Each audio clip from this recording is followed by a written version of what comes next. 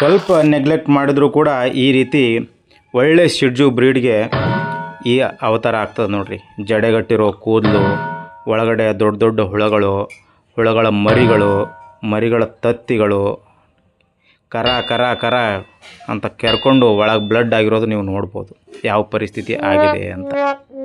ನಿಮಗೆಲ್ಲ ಗಣೇಶ್ ನೆನಪಾಗ್ತಿರ್ಬೋದಲ್ಲ, ಅದೇ ಪರಿಸ್ಥಿತಿ ಹೀಗೆ ಆಗಿದೆ ನೋಡ್ರಿ. ಕರೆಕ್ಟ್ ಮೇಂಟೆನೆನ್ಸ್ ಆಗಿಲ್ಲ ಅಂತಂದರೆ ಈ ರೀತಿ ಆಗೋದು ಸಹಜ.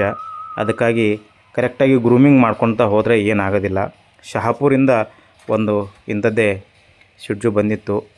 ಬಂದಮೇಲೆ ಎಲ್ಲ ಗ್ರೂಮಿಂಗ್ ಆದಮೇಲೆ ಭಾಳ ನೀಟಾಯಿತು. ಬಿಫೋರ್ ಆ್ಯಂಡ್ ಆಫ್ಟರ್ ಸ್ಟೋರಿ ಹಾಕ್ತೀನಿ, ನೀವೆಲ್ಲ ಕೇಳ್ರಿ, ನಿಮ್ಮ ಫ್ರೆಂಡ್ಸಿಗೂ ಹೇಳ್ರಿ. ಗ್ರೂಮಿಂಗ್ ಸೆಂಟರ್ ಅಪೋಸಿಟ್ ಜುಡಿಯೋ ಗುಲ್ಬರ್ಗದೊಳಗೆ ಅದ ಅಂತ.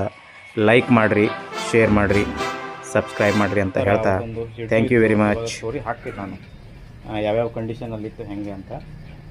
ಸರ್ ಹೇಳ್ತಾರೆ ನೋಡಿ ನಮ್ಮ ಬಗ್ಗೆ, ನಮ್ಮ ಸರ್ವಿಸ್ ಬಗ್ಗೆ. ಕೂದಲು ಭಾಳ ಗಂಟೆ ಆಗಿತ್ತು ರೀ. ಅಂದರೆ ಒಂದೇ ಮಂತ್ ರೆಗ್ಯುಲೇಟ್ ಮಾಡೋದಕ್ಕೆ ಆ ಥರ ಆಗಿತ್ತು ಸರ್. ಆಯ್ತು ರೀ. ಆಮೇಲೆ ಒಳಗಡೆ ಭಾಳ ಇದು ಆಗಿತ್ತು ಸರ್, ನೀವೇನೋ ಅಂತಿರಲ್ಲ ಅದಕ್ಕೆ ಉಣ್ಣಿ ಆಗಿದ್ವು. ಅದೆಲ್ಲ ಭಾಳ ಆಗಿತ್ತು, ಭಾಳ ಹೆವಿ ಅಂದರೆ ಹೆವಿ, ಹಾಗೆ ಸಾಯೋವಂಥ ಸ್ಟೇಜಲ್ಲಿ ಆಗಿತ್ತು.